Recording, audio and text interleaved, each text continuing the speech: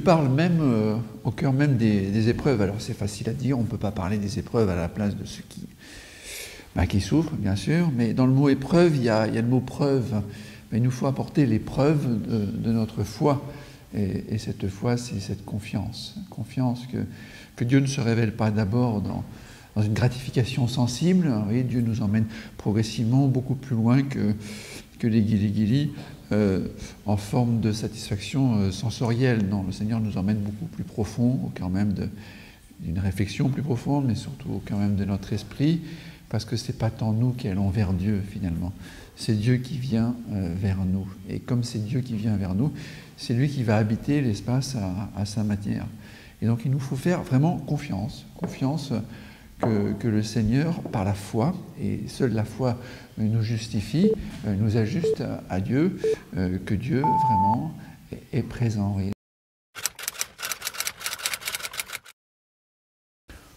Est-ce que vraiment le monde part en vrille ? Le monde, il y a tellement de belles choses dans ce monde-là. Alors attention à ne pas généraliser. Le monde, c'est la beauté de la création, c'est la beauté des gens, c'est la beauté de tous ces gens qui se donnent concrètement, sans avoir immédiatement conscience de Dieu. Donc le monde part en vrille, on pourrait dire, à la périphérie. Sous-entendu, si nous sommes sensibles au fait qu'il n'y a pas assez d'amour dans ce monde, c'est que déjà, nous avons conscience que nous sommes faits pour l'amour.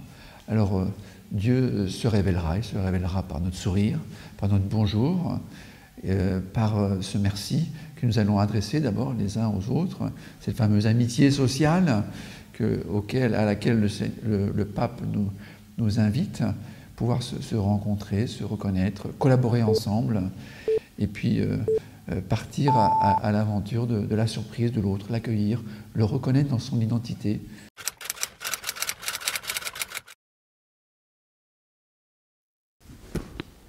Dieu, il ne se révélera pas à la fin des temps. Il se révèle aujourd'hui. Il faut accueillir la balle au bond.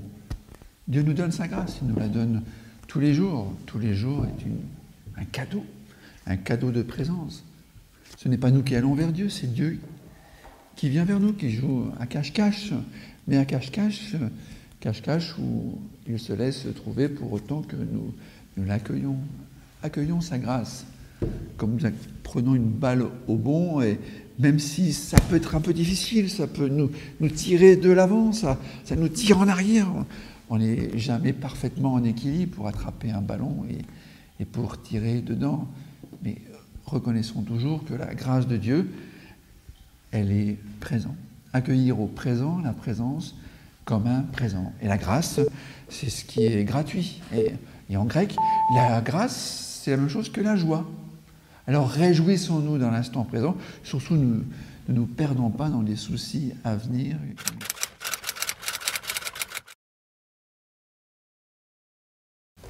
Alors comment discerner que c'est bien Dieu qui agit? On peut distinguer trois critères. D'abord, il y a le critère de l'évidence. De l'évidence, quand Dieu agit et que c'est évident. Le jour où j'écoutais le témoignage d'une jeune ingénieure de la NASA qui a eu vraiment l'expérience de Dieu. C'était tellement évident, la manière dont elle parlait. Elle pleurait de joie. Elle se dit, mais pourquoi moi? C'était magnifique. Ensuite, c'est le désir de vivre, le désir d'aller de l'avant, le désir de se donner, le désir de vouloir s'engager pour les autres, un désir désireux, mais qui est profondément, plus que ça, un désir désiré. Et le troisième critère, qui peut s'aligner avec les deux précédents, c'est la cohérence de la ligne de vie. Quand Dieu agit, il me construit dans une histoire de salut. Tout simplement, il unifie ma vie. Partageons avec l'Église, avec des accompagnateurs, cette présence.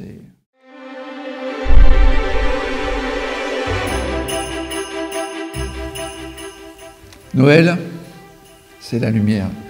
Dieu vient nous montrer sa lumière pour éclairer dans la vie des hommes la beauté de sa présence. Et pour cela, il nous donne un visage, une icône, Jésus-Christ. Il nous donne un foyer, la famille de Nazareth. Alors au cœur même de l'Église, puissions-nous goûter, recevoir cette lumière. On ne prend pas la lumière, c'est elle qui nous éclaire. Accueillons-la. Et puis, regardons-la et aimons Jésus qui vient naître en nous, réellement.